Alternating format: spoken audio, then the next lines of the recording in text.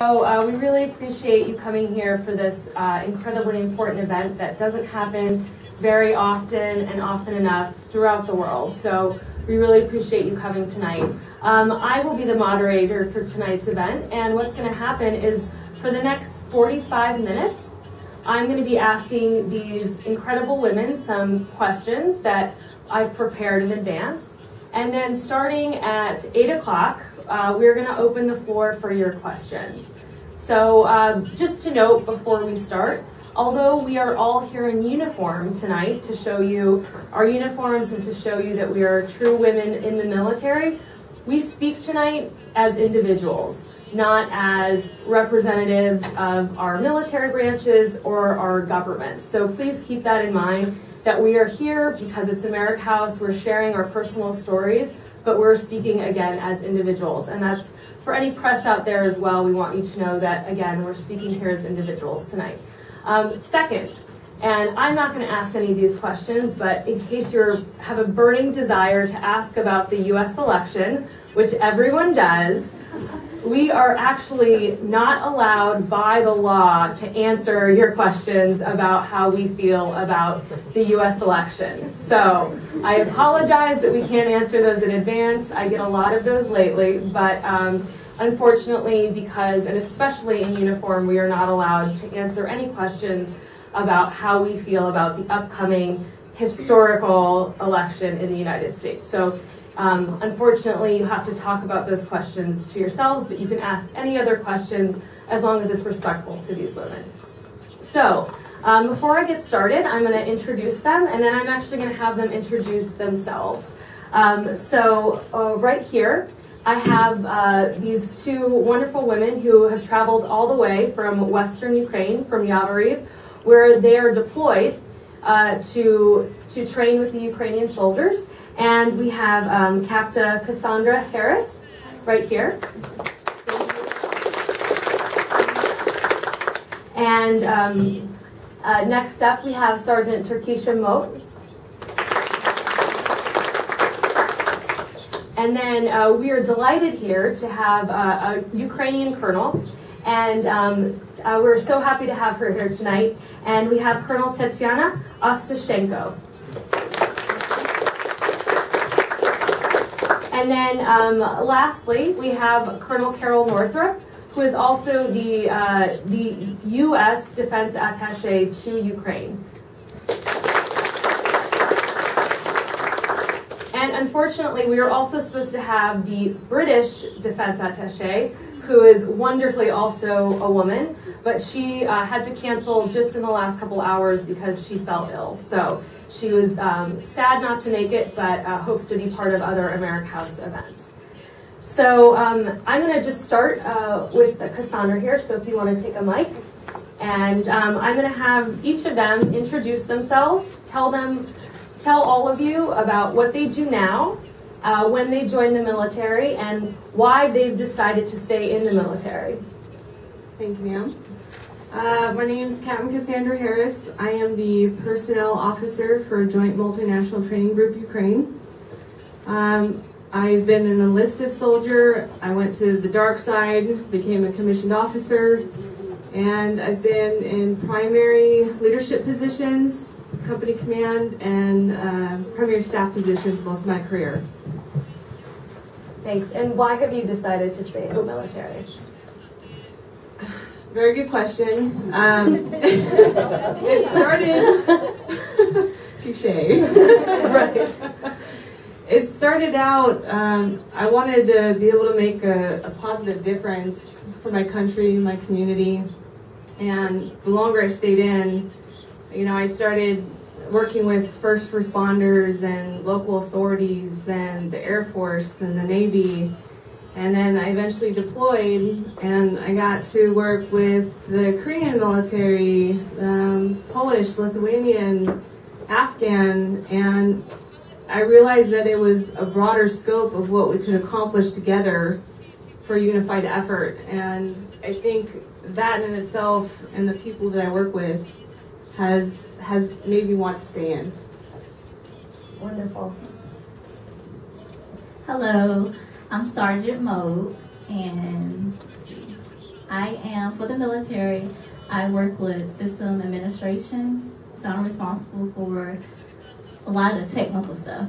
So I make sure everyone has internet, their radios are able to talk, the satellites work. That's my biggest thing. Let's see. Oh, and I train a lot of soldiers. Since I am enlisted, I am directly responsible for training a lot of soldiers. And I decided to stay in the military. Well, I joined in 2012 for school. The U.S. military gave us a lot of incentives to go to school. So I joined so I can finish my degree. But I ended up staying in because of my children and my husband. The military provides a lot of stability for my family.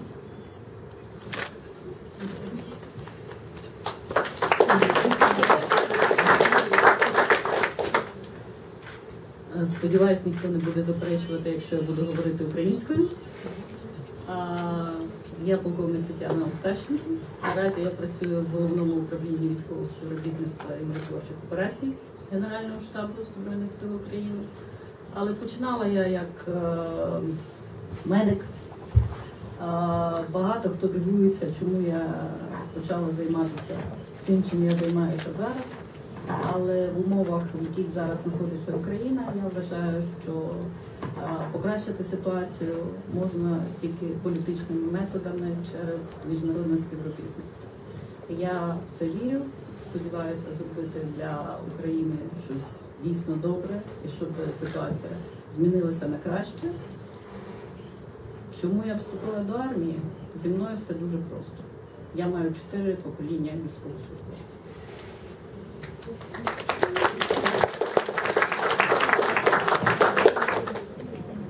Good evening. I'm Colonel Kerol Nortrap. I'm a U.S. Air Force officer. I joined the military probably before many of you were born. I went to the United States Air Force Academy in 1984, and I joined the military back in the Cold War days. I joined because, like Cassie said, I wanted to make a positive difference. I wanted to do something important and spectacular for democracy in the world. So I decided to go to the Air Force. I stayed in the military because I continue to like what I do. I've said every assignment, that I won that assignment or one job that I really, really don't like away from getting out of the military. I haven't had that yet. This is by far the most fascinating job I've had in the military. I've spent my career, I am married to a former military officer. My husband, Parker, is back here. Ha, you're going to get out of it. And he was also in the Air Force for 24 years.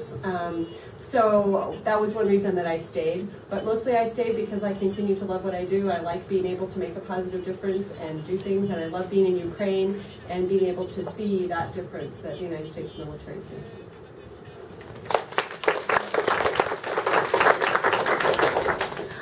And since you're holding the microphone, you're up first. Lucky you. So, ma'am, are there any unique challenges that you've had to overcome in your career simply because you're a woman?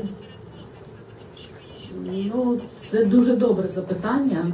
Я не можу це сформулювати так, що це було дійсно труднощі.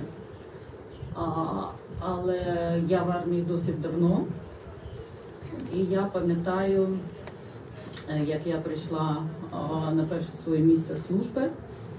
Моє прізвище, коли читаєш, то не можна відрізнити, це чоловіче прізвище чи жіноче. І я пам'ятаю обличчя свого першого командира, який сказав, що я знав, що прийде новий начальник аптеки. Но такого я не чекав. Ну, що сказати? Взагалі, ти маєш бути вдвічі кращий, ніж чоловік, щоб чогось досягти. І це все.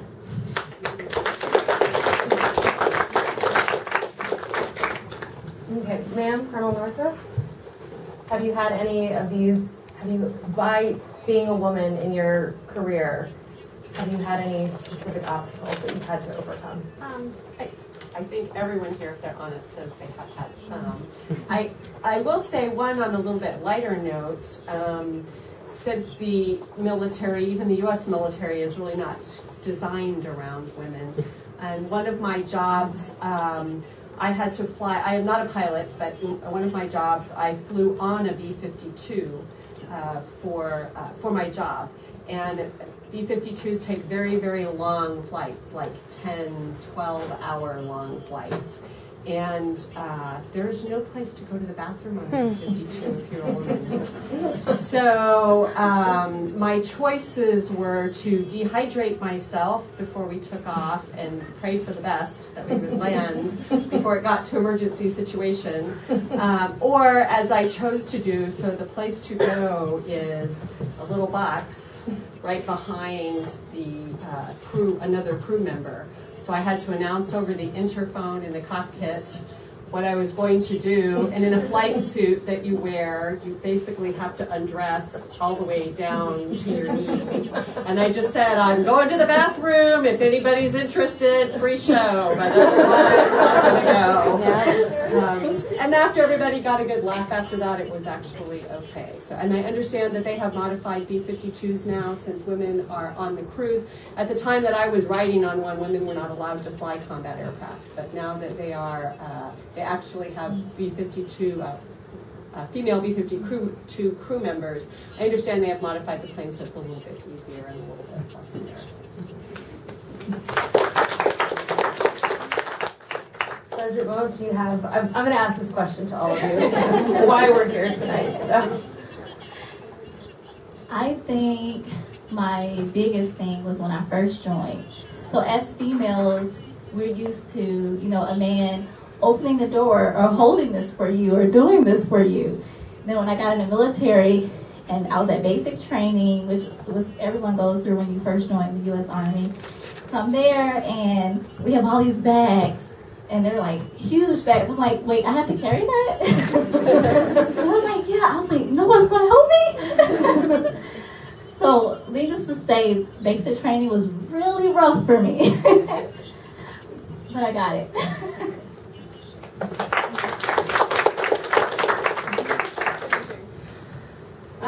Ironically, I have a urinalysis story as well.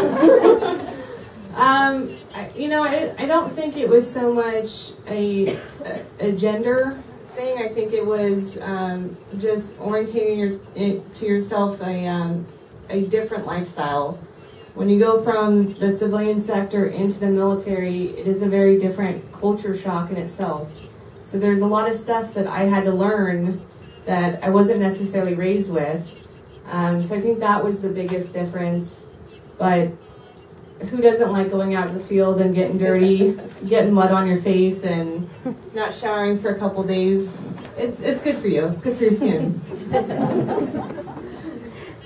Thanks so much. Kerol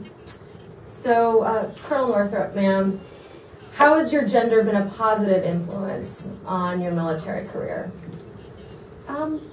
Well, I think, for one thing, something that I have underestimated until I had daughters, I think the mere presence of women in the military is a positive influence on our society. Just the fact that you are actually doing it, not saying you can do it or should be able to do it. And I think that within the military, we are there to protect and defend the Constitution and the people of the United States, roughly 50% of whom are female. And so having that perspective in how to do it, I think has made people think of other ways to do things. And sometimes the other ways aren't better, sometimes they're just different. Sometimes they're even, but sometimes they are better. And I think having a more integrated, whether it's diversity, whether it's having men, having people of different ethnicities, people who have different who speak different languages, all of that integrating together brings a different perspective, and all those different perspectives can't help but make us a better force. Fantastic. You can keep that mic. And I have another question for you. What is your biggest military accomplishment in your career? Я просто працюю полковником.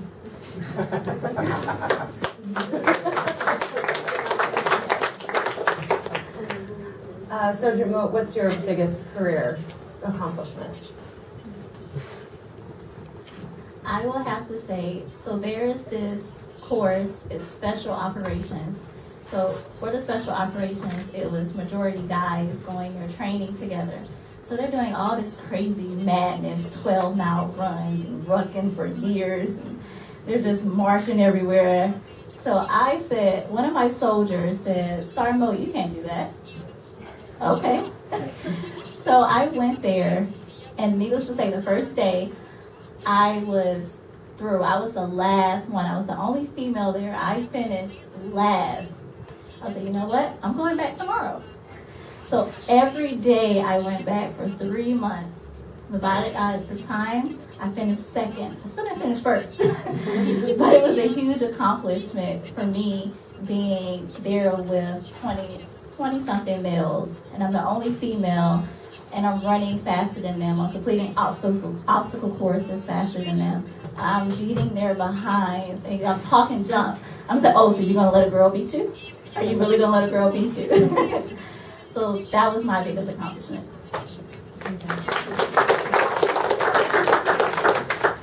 Captain Harris, your biggest accomplishment? I think for me, what was most humbling was being asked to serve as a company commander for a second time. Most individuals, if they're lucky, get one company command. That's about 200 soldiers that you serve over as a company commander. You take care of them, you train with them. So to be asked to do it a second time and then also to be considered for a third time, I think is I'm just very appreciative of the amount of trust that my leadership has in me, and being asked by my subordinate soldiers, my company, to stay. That for me was my greatest moment. Fantastic. And I'll ask you the follow-up question. What do you wish that men and other women understood about your experience serving in the military? You can never send too many care packages. Kerol Nortrap, the last one. What do you wish that men and other women understood about your experience serving in the military? I think, as a woman, I think that I wish people would understand that I'm not actually doing this to make a I think a lot of people think that women join the military to make some sort of statement or to change the world, and maybe some of y'all do. I basically joined because it looked like it was something that I wanted to do, and I stayed because it's something that I enjoy doing. And while I think it's positive, hopefully we can change the world for the better, I think a lot of people assume that you have a cause that you're doing it, when really I think most of us are doing it because it's what we like to do, and it's how we can make a difference, and that's what we want to do, just like every other job that we do out there. Thank you so much. So the next couple questions I want to ask about is war, and something that is Ukrainians now know very well throughout their history is war, and something that as Americans there was a long period of peace, but after that has not been in America. We haven't had to deal with the kind of things that you all have to deal with now every single day. But I think almost all of us except for Sergeant Mot have deployed to a war zone. So I want to hear about your experiences with that and maybe share some stories. I'm going to ask each and every one of you. I'll start with a funny story about my experience. I was in Iraq for 1 year, and I was in the northwest province of Iraq, which is mostly all desert. And unfortunately, that's where ISIS is now occupying. But at the time, I was there, and I was one of only 10 women on my whole base, which was, hard at times, but we only had one bathroom. Again, always the bathroom issues as a woman. But one of my funniest experiences being a woman, I was a lawyer. And what I was trying to do, what my unit was trying to do, was bring back the rule of law to, and I'm sure as Ukrainians you all talk about corruption, the rule of law, well, the same thing in every country, and especially in Iraq, trying to make the courthouses and the judges non-corrupt and to train them better. So I was going around to every small courthouse around the province to train the judges about some of the evidence that they can use. And one of the big things we were trying to do was build a new courthouse, because without a courthouse it's difficult to bring order to the land. So of course, as it was, one of the people that was involved was a big landowner. Why he personally was involved and not just the government was, well, it is what it is. But he was there, and he had, he was the most prominent man in the whole land. And I was there talking to the judge and to him, and I was with an interpreter, and we were talking. I had just gotten approval from the court in Baghdad to make this courthouse, and it was the biggest accomplishment of my time in Iraq, was getting this approval to build this courthouse. I was very excited about it, and they were all nodding. And then the landowner, they actually called him the Tony Soprano of Nineveh. So if you know Tony Soprano from the mob guy, that's what they called him. So just picture that. And he started talking, and my interpreter got very, very uncomfortable. And he's like, I'm not going to interpret that for you. And I was like, no, you have to. It's your job. Tell me what he's saying. And he's like, he wants to marry you. And I was single at the time, so I thought, no, I didn't think about it, but I would have been, they were actually negotiating goats over me, which was, and I went home and thought it was funny and told my dad, and he's like, how many goats? But it wasn't enough, so I didn't marry him. But that was from one of my experience as a woman. I got to do a lot of other awesome, interesting things, but I still had to deal with the culture there, which did not appreciate me as a lawyer, but might have appreciated me as his 7th wife. Maybe if it was the 1st wife, I would have thought about it, but the 7th, not so much. So, but why don't we just go down the line and tell us something about if you deployed, what you did, and any funny or interesting stories that you have. I deployed in 2012 to Afghanistan. There's a few funny stories, but none are appropriate, so I gotta skip it. But during that time, I was a force protection officer. So we had 15 Afghan training sites that we conducted mentorship missions and restructuring for the sites. So I got to go, they call it fob hopping, forward operating base. You get to visit from one base to the other, and I would conduct vulnerability assessments to see how we can improve the site.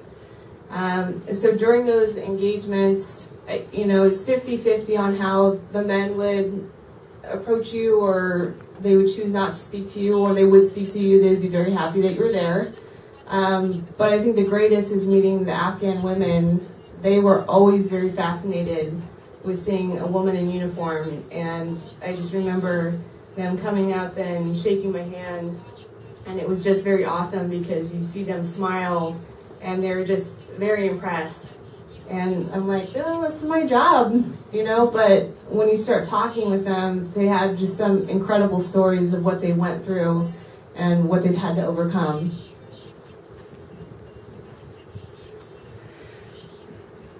It's all? Відверто кажучи, якщо ми кажемо про бойовий досвід, то мені здається, що є різниця бути десь у відрядженні, брати участь у розгортанні десь на іншій території. Я думаю, що дівчата можуть дуже цікавого багато розповісти вже про Україну. Цікаво, чому вони розповідають веселих історій, які трапилися на Яворівському полігоні. Я впевнена, що вони були. Але, відверто кажучи, це зовсім інша справа, коли ти маєш якийсь досвід у власній країні. Ну і сказати, що я маю якісь веселі історії з цього приводу, ні. Я не можу сказати, що я мала повноцінний бойовий досвід, тому що я не можу сказати, що я воювала. Ні, я тільки мала справу з наслідками війни.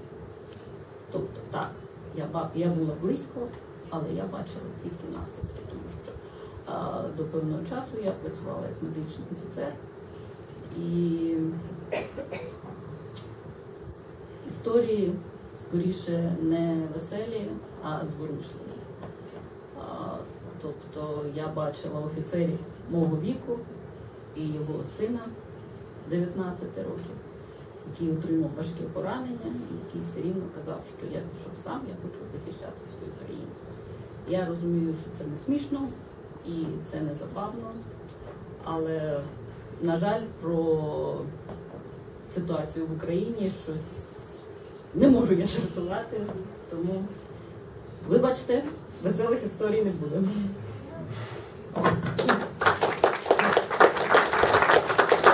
Thank you so much, and you're absolutely right that war is not funny, and it is very serious, and we appreciate that. And after Kerol Nortrap, we'll go back to these ladies to hear about their experience here as well. So I have deployed 3 different times. One of the things that that I noticed every single time is each time that I went, it was to some degree or not an issue that I was a woman that was deploying. The first time I deployed, I was the only woman in the camp of about 45 people. But I will say that after having been there, one of the things that strikes me about it is after having been deployed, it usually only takes a couple of days until that's really not that much of an issue, because you're all kind of in the same boat, you're all in it together, everybody's far from home, you're generally someplace not very comfortable, and while it's on the one hand exciting that you get to do your job for real, that you get to do what you've practiced and trained for all this time, you're also generally to a greater or lesser degree scared or apprehensive, you miss home, you're counting down the days till you get back. And it doesn't take very long until all of the fact that there's not enough bathrooms or showers or all of that other stuff kind of fades away.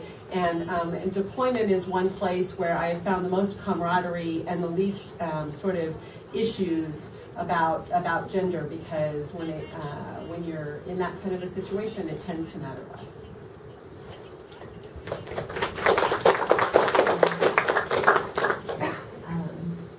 Ma'am, if you could give young women who want to join the military in Ukraine one piece of advice, what would that be?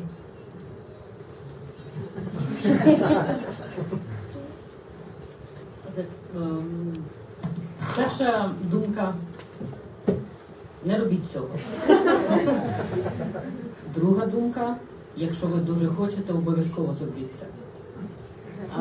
Але кажучи відверто, зараз дуже багато дівчат українських вступають до лав Збройних сил, і якщо чесно, вони на рівні з чоловіками гідно виконують свою роботу.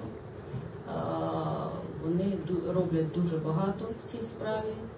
І зараз оця ситуація, вона, якщо чесно, то покращила відношення до жінок, і вона їх майже зрівняла з чоловіками. Тому, якщо ви почуваєте, дівчата, що це ваше, що ви можете щось зробити, що ви дійсно цього хочете,